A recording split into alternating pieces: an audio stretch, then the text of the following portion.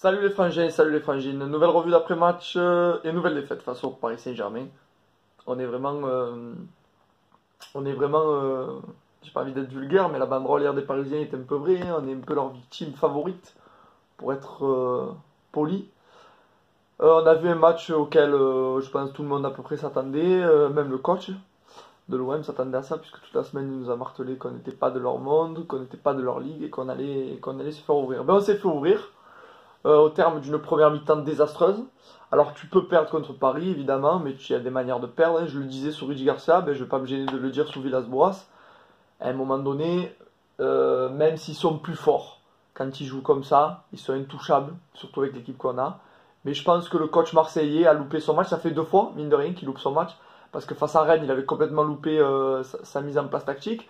Alors comme c'était Rennes, eh ben, on perd 1-0 à la mi-temps, et il a rectifié le tir en seconde mi-temps, mais là, face à Paris, ça pardonne pas.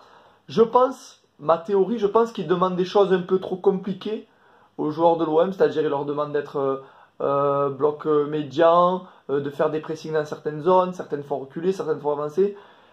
Malheureusement, on n'a pas l'équipe intellectuellement pour réfléchir ce genre de choses. Il faut leur demander des trucs simples. On a une équipe limitée, hein. À part 2-3 éléments, on a une équipe limitée. Il faut pas se cacher. En plus, quand nos recrues, Benedetto, Rongier, sont pas au niveau comme hier en première mi-temps, et Benedetto même sur tout le match, eh ben, tu peux pas avancer. Notre milieu, je veux dire à un moment donné, oui, tu perds, mais notre milieu, Rongier, Lopez, Strootman, qui était une horrible Strootman. Verratti, il aurait pu jouer en Birkenstock hier. Il était dans des chaussons, il était tranquille, aucun pressing, aucune intensité. Enfin, je veux dire, je trouve qu'on a été vraiment beaucoup trop gentil dans les impacts. On ne fait que 2 fautes en première mi-temps. Donc voilà, nos latéraux évidemment nous ont plombé. Camara nul.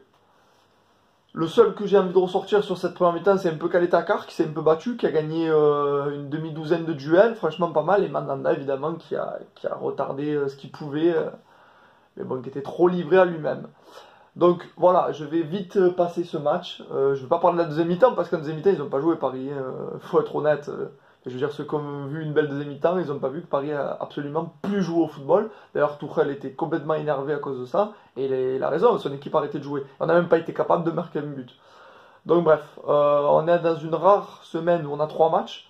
Donc ça va être l'occasion de vite passer à autre chose.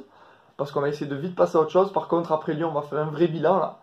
Parce qu'il y a quand même sur le plan comptable, c'est pas bon du tout. On a gagné un match sur les 6 derniers. Ça commence à être lourd. Donc là, on est dans l'obligation de prendre 6 points contre Lille et Lyon. Mais je ne suis pas sûr du tout qu'on en soit capable. Mais on le saura très vite. En tout cas, je vous souhaite à tous. Je sais que c'est pas facile. Le lendemain de défaite. Parce qu'on peut dire ce qu'on veut. Et nous dire, il n'y a plus de rivalité. Moi, ça me fait chier de perdre contre Paris. Il y a une grosse rivalité. Alors certes, sportivement, on n'est pas dans leur monde, mais il y a une grosse rivalité. Ça me casse les couilles de perdre comme ça, de tendre les fesses et de se laisser contre Paris.